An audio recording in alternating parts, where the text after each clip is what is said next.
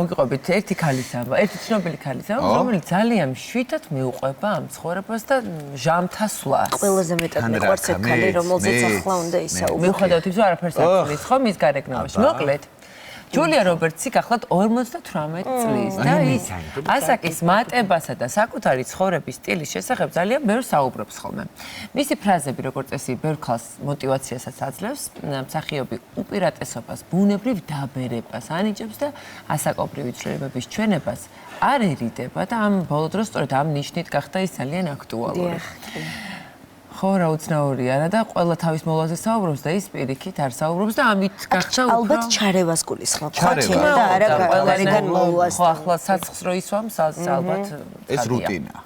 რაც უფრო შედიხარ ასაკში, მით მეტად ხვდები, რამდენად წარმავალია ცხოვრება.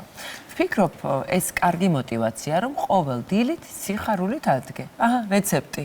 მორჩა.